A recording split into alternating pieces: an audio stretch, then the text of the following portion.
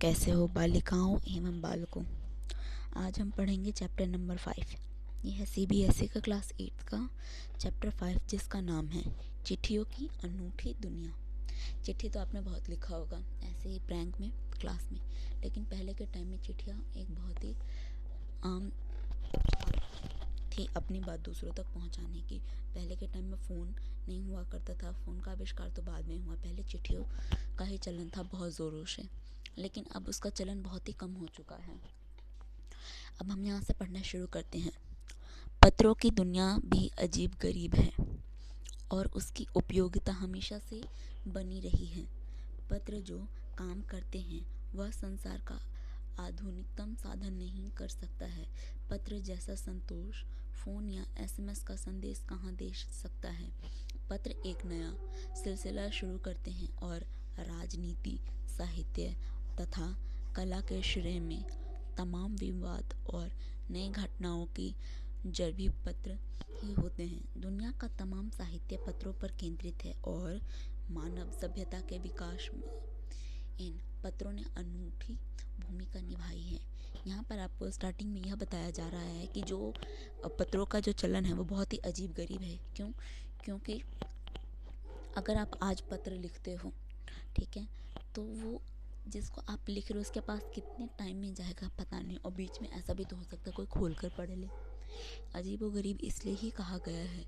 पहले के समय में घोड़े गाड़ियों का भी यूज़ होता था पत्रों को पहुंचाने के लिए। बाद में बहुत साल बाद डाकियों का प्रचलन शुरू हुआ, इसलिए इसको बहुत ही अजीबोगरीब कहा गया है। और यहाँ पे कहते हैं कि जो जैसे पत्र को पढ़ के हमें संतोष मिलता है, वैसा ना फ़ोन में हो सकता है ना एसएमएस में। जैसे आप व्हाट्सएप, टेलीग्राम, इंस्टाग्राम, फेसबुक पे मैसेज भेज देते हो, उसमें ऐसी कोई मज़े की बात नहीं है जैसे पत्र में हुआ करता था। तो यहाँ पे संतोष फ़ोन या एसएमएस का संदेश कहाँ दे सकता है, यानी कि नहीं हो सकता वैसा जैसे पत्रों को पढ़कर अच्छा लगता है। पत्र एक नया सिलसिला शुरू करते हैं और राजनीति, साहित्य तथा कला के क्षेत्रों में, कला यानी कि जितने सारे हमारे ऐसे टैलेंट के हिस्से होते उस वाले में, साहित्य पत्रों पर केंद्रित है और मानव सभ्यता के विकास का मतलब होता है डेवलपमेंट, यानी कि पहले कैसे और था और अब बहुत ही चेंज हो गया है, बदलाव हो रहे हैं, अच्छी चीज़ें और आ रही है, तो होता है विकास। इन पत्रों की अनूठी भूमिका निभाई। पत्रों का भाव सब जगह एक सा है, भले ही उसका नाम अलग अलग है। पत्रों को हम अलग अलग भाषा में तो बुलाते हैं, ठीक है, लेकिन सबका मीनिंग तो सेम ही होता है। फॉर एग्ज़ाम्पल, हमें इस चैप्टर में बताया गया पत्र को उर्दू में कहते हैं हम खत, संस्कृत में पत्र, कन्नड़ में कागद, तेलुगु में उत्तरम, जाबू और लेख तथा तमिल में काडित कहा जाता है। इन सभी को आप याद कर लेना, क्योंकि जब आप आंसर लिखोगे तो इन सब का भी आप यूज़ करोगे कि कौन से भाषा में क्या कहा जाता है। भाषा यानी कि लैंग्वेज। पत्र यादों को सहेज कर रखते हैं। याद मतलब अगर कोई घटना आज घटी है, ठीक है, अगर आप किसी अपने को या दोस्त को, सहेली, सखी, किसी को भी लिखना चाहते हो, उसमें वो यादें लिखते हो, तो वो सहेज यानी कि संभाल कर रखते हैं। इनमें किसी को कोई संदेह नहीं है। हर एक की अपनी पत्र लेखन का कला है और हर एक पत्र को अपना दायरा। दुनिया भर में रोज करोड़ों पत्र एक दूसरे के तलाशते तमाम एक दूसरे को तलाशते तमाम का मतलब है कि किसी एक ने पत्र लिखा दूसरे के लिए, तो वो दूसरे को ढूंढते हुए उस जगह पर जा रहे हैं। डाकिया उसको पहुंचा रहा है, इसीलिए बोला गया है तमाम जगह पर, तमाम ठिकानों तक पहुंचाते हैं। और हमें यह बताते हैं कि भारत में ही रोज 4.5 करोड़ यानी कि 4.5 करोड़, साढ़े मतलब आधा वाला, ठीक है, 4.5 करोड़ चिट्ठियाँ डाक में डाली जाती हैं। डाक पत्र जिसमें चिट्ठियाँ और जितने सारे पत्र होते हैं डालकर, और डाकिया उसको ले जाता है, डाली जाती हैं, जो साबित करती है कि पत्र कितना अहमियत रखते हैं। आज भी इसकी इम्पोर्टेंस कितनी है, अहमियत का मतलब होता है इम्पोर्टेंस।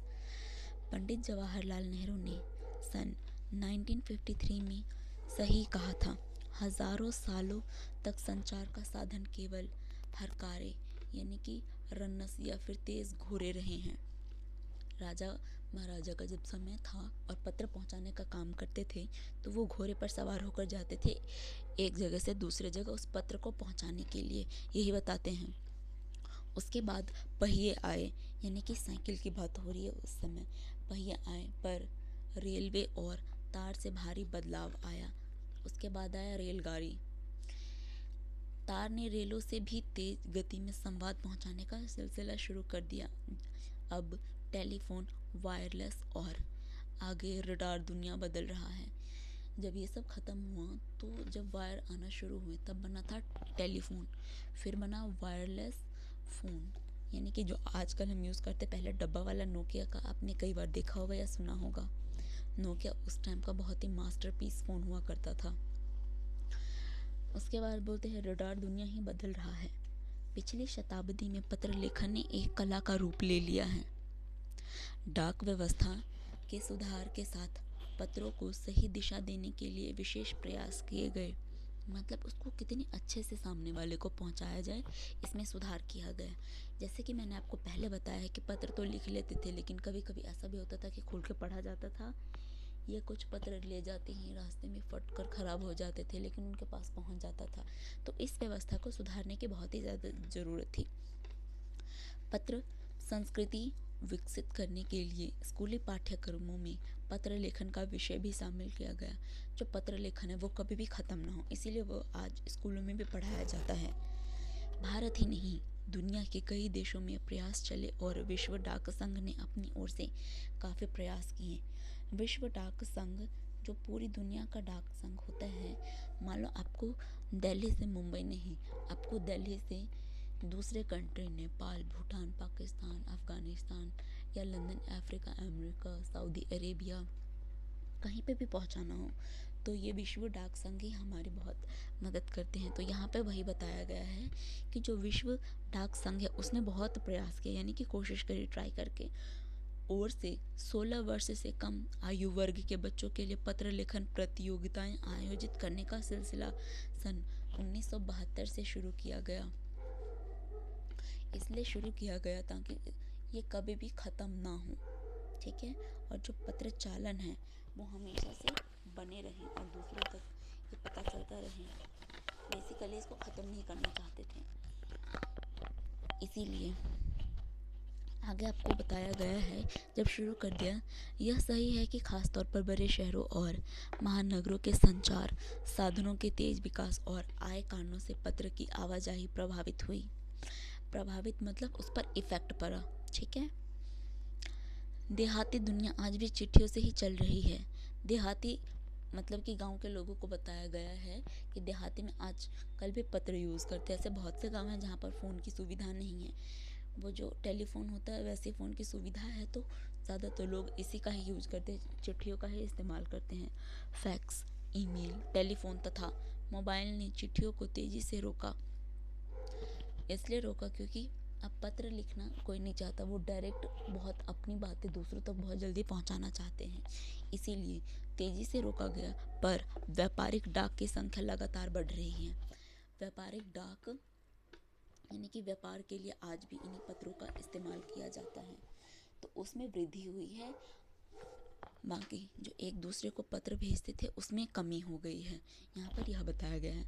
जहाँ तक पत्रों का सवाल है, यार इस कुत्ते को भी अभी भौंकना था, पूरे रात दिन ऐसे करते 2:19 हो गए पर फिर भी भौंक रहे हैं।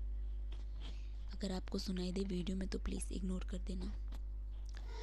अगर आप बारीकी से उसकी तह में जाएं, यानी कि गहराई में, ठीक है, कि ये क्यों हो रहा है, तह में जाएं तो आपको ऐसा कोई नहीं मिलेगा जिसने कभी किसी को पत्र ना लिखा हो या ना लिखवाया हो, या पत्रों को बेसब्री से जिसने इंतज़ार ना किया हो। आप अपनी दादी नानी से पूछ सकते हैं क्या उन्होंने किसी को पत्र लिखा है, या पहले के समय में वो पत्र लिखकर कैसे पहुंचाया करते थे।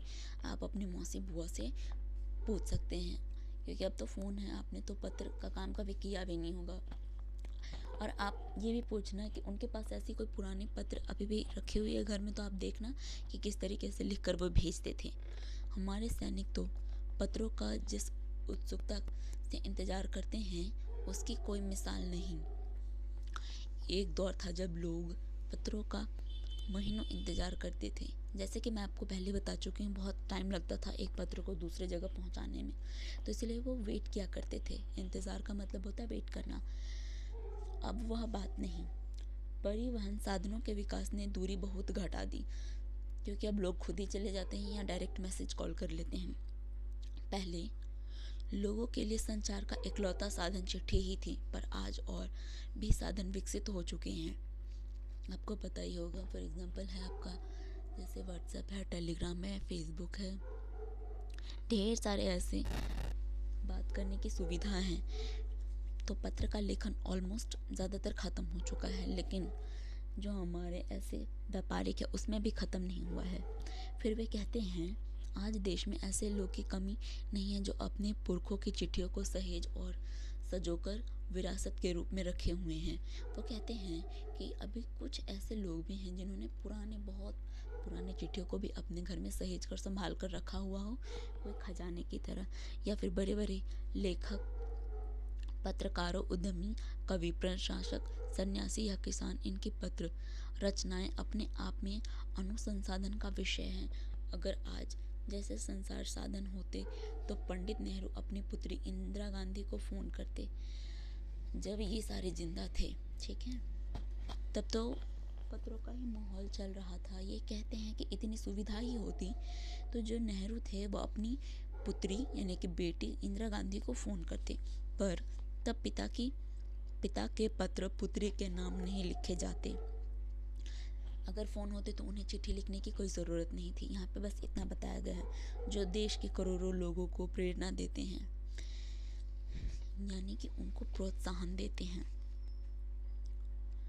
पत्रों को तो आप सहेज कर रख लेते हैं, यानी कि संभाल कर रख लेते हैं, ठीक है, पर एसएमएस संदेशों को आप जल्दी ही भूल जाते हैं।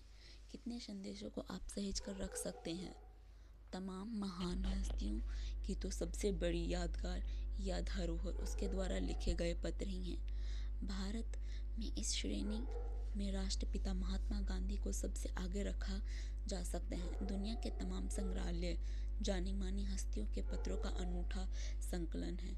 अगर आप किसी लाइब्रेरी में जाओ तो आप उस लाइब्रेरियन से पूछना कि आपको कुछ ऐसे बुक्स पता है जिसमें इन सब चीज़ों या पत्रों को दोबारा से प्रिंट करा गया हो, तो आप उस बुक को लेकर आना और पढ़ना। उसमें बहुत ही ऐसे क्विक रिप्लाई दिए गए हैं और कहा जाता है कि जो महात्मा गांधी थे, जब उनको कोई पत्र मिलता था तो वो उसी वक्त ना उसका जवाब लिख कर भेजते थे। जैसे कि आज पत्र मिला, अभी मिला, पढ़ लिया और जस्ट उसका आंसर लिखा और भेज दिया। वो कभी भी देर नहीं लगाते थे, क्योंकि उन्हें पता था कि इन्हें जाने में भी टाइम लगेगा। लेकिन कुछ लोग उसको पढ़ते थे, आराम से उसका उत्तर देकर फिर डाकिया तक पहुंचाते थे। लेकिन महात्मा गांधी ऐसा नहीं करते थे। ये जब आप इतिहास की कुछ बुक पढ़ोगे तो आपको उसमें यह मिल जाएगा। भारत में आज़ादी के पहले महासंग्राम के दिनों में जो कुछ अंग्रेज़ अफसरों ने अपने परिजनों को पत्र में लिखे वे आगे चलकर बहुत ही महत्व की पुस्तक तक बन गई। मतलब कि वो जो अंग्रेज़ थे उन्होंने जो भी अपने को लिखा है वो आज भी संभाल कर रखा गया है कि आखिरकार उस अंग्रेज़ों ने लिखा क्या था। जब आप आगे जाकर पढ़ोगे तो आपको यह सारी बातें मिलेंगी। पत्रों ने साबित किया कि यह संग्राम कितनी ज़मीनी मजबूती लिए हुए था। महात्मा गांधी के पास दुनिया भर से तमाम पत्र केवल महात्मा गांधी इंडिया लिखे आते थे और वे भी जहाँ भी रहते थे वहाँ तक पहुँचाए जाते थे। महात्मा गांधी इंडिया में कहीं भी हो, बस उसका नाम महात्मा गांधी जी का और इंडिया लिख दिया जाता था। और महात्मा गांधी किसी भी कोने में हो इंडिया में, उनके पास वो पत्र पहुँचा दिया जाता था। इतने उस टाइम वो प्रचलित थे। आंदोलन की कई अन्य दिग्गज हस्तियों के साथ भी ऐसा नहीं थे। मतलब कि जो फेमस एक्टर वगैरह थे और आंदोलनकारी थे, ऐसा उनके साथ नहीं था। लेकिन महात्मा गांधी उस टाइम सच में बहुत ही ज़्यादा फेमस थे कि उन्होंने बहुत सारी ऐसी जो क्रांतिकारी हमारे जैसे युद्ध थे, संस्था थे, उसमें उन्होंने बहुत मदद करी थी। तो उन्हें ऑलमोस्ट बहुत सारे लोग जानते थे। गांधी जी के पास दुनिया में सबसे बड़ी संख्या में पत्र पहुंचाते थे। पत्रों पर जवाब देने के मामले में उनका कोई जोड़ नहीं था। मतलब क्यों? बहुत जल्दी जल्दी जवाब देते थे, जैसे कि मैंने आपको पहले ही बताया है। वो कभी भी देर नहीं किया करते थे। कहा जाता है जैसे ही उन्हें पत्र मिलता था उसी समय वे उसका जवाब भी लिख देते थे। अपने हाथों से भी ज़्यादातर पत्रों का जवाब देते थे। जब लिखते लिखते उनका दाहिना हाथ दर्द करने लगता था तो वे बाएं हाथ से लिखने में जुट जाते थे। उनकी स्पीड बहुत ज़्यादा थी क्योंकि उनके पास इतने पत्र आते थे, तो वो बहुत जल्दी जल्दी लिखकर उसको आगे भेजते थे, यानी कि दोबारा डाक को देते थे। एक हाथ से थकने के बाद वो दूसरे हाथ से भी लिखना शुरू कर देते थे, यानी कि बाएं हाथ से। इतने पत्र आते थे महात्मा गांधी जी को। महात्मा गांधी जी ने ही नहीं, आंदोलन के तमाम नायकों के पत्र गांव गांव में मिले जाते हैं। पत्र भेजने वाले लोग उन पत्रों को किसी प्रशंसीय पत्र, यानी कि प्रशंसीय तारीफ वाले पत्र होते हैं ना, उससे कम नहीं मानते थे। और कई लोगों ने तो पत्रों को फ्रेम करा कर रख लिया ताकि वो कहीं खो ना जाए। वो पत्र उनके लिए कोई धरोहर से कम नहीं होता था। यह पत्रों का जादू यही नहीं, पत्रों के आधार पर ही कई भाषाओं में जाने कितनी किताबें लिखी जा चुकी हैं। पत्र पर ही हमारे ऐसे बहुत हज़ारों बुक्स आपको मिल जाएंगे। अगर किसी को इंटरेस्ट हो तो आप अलग से जाकर ज़रूर पढ़ना, आपको बहुत अच्छी अच्छी जानकारी उसमें मिल जाएगी। वास्तव में पत्र किसी दस्तावेज से कम नहीं है। पंत के 200 पत्र, बच्चन के नाम और निर्मला के पत्र हमको लिखाए हैं।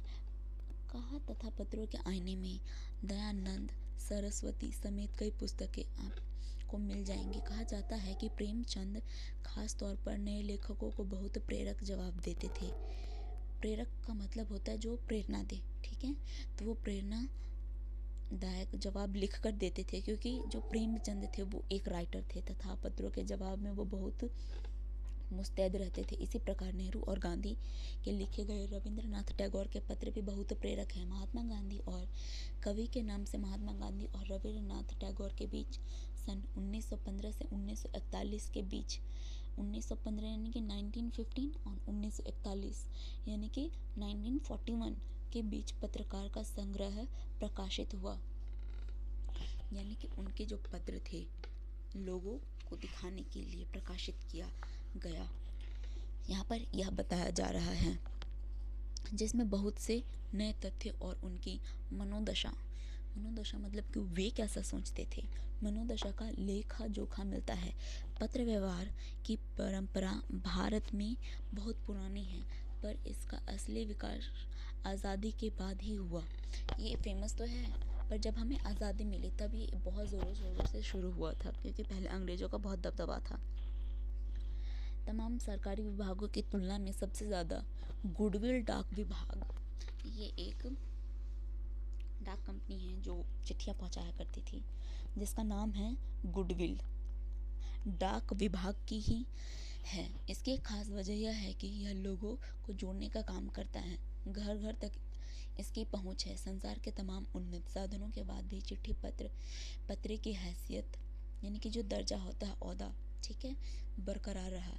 शहरी इलाकों में आलीशान हवेलियाँ हो या फिर झोपड़पट्टियों में रह रहे लोग, दुर्गम जंगलों में घिरे गांव हो या फिर बर्फबारी के बीच रहे पहाड़ों में लोग, समुद्र तट पर रहे मछुआरे हो या फिर रेगिस्तान की ढनियों में रह रहे लोग। इसका मतलब है दुनिया में कहीं पे कोई से भी लोग हो, समुद्र में, रेगिस्तान में, बीच में, ऐसे गांव में जहाँ पे लोग कम आते जाते हों, जहाँ पे आजकल भी वाहनों की कमी है, इन सभी जगहों को ये ऐसे बता रहे हैं। तो कहते हैं आज भी खतों का यही सबसे अधिक बेसब्री का इंतज़ार होता है, क्योंकि यहाँ पर जैसे कि मैंने आपको पीछे बताया था संसाधन की कमी है, ठीक है। तो इन्हीं पत्रों के लिए वे इंतज़ार करते हैं। एक दो नहीं, करोड़ों लोग खतों और अन्य सेवाओं के लिए रोज़ भारतीय डाकघरों के दरवाजों तक पहुंचते हैं और इसकी बहुआयामी भूमिका नज़र आ रही है। दूर देहात में लाखों गरीब घरों में चूल्हे मनी ऑर्डर व्यवस्था से ही जलते हैं। गाँव या गरीब बस्तियों में चिट्ठी या मनी ऑर्डर लेकर पहुंचाने वाला डाकिया देवदूत के रूप में माना जाता है। देवदूत क्यों? क्योंकि ये उनको भगवान मानते हैं, इसीलिए, क्योंकि ये जो डाक लोग हैं उनके लिए कितने इंपॉर्टेंट मैसेज लेकर आते हैं ये बताया गया है। तो इसीलिए उसे देव का दूत यानी भगवान का दूत माना गया है और उसकी बहुत ही जो रिस्पेक्ट की जाती थी, आज भी की जाती है। इसको जो हमारा पत्र लेखन है चिट्ठियों की अनूठी दुनिया, इसको लिखा है अरविंद कुमार सिंह ने। आप जब क्वेश्चन आंसर आता है ये 1 मार्क में ज़रूर पूछा जाता है, चैप्टर का नाम या फिर इसको किसने लिखा है, कवि या कवित्री या जो हमारे लेखक हैं। ठीक है, आपको हर चैप्टर के लर्न ही कर लेने हैं। चलो आज के लिए इतना ही। मैं फटाफट आपको क्वेश्चन अपलोड करूँगी इसके बाद।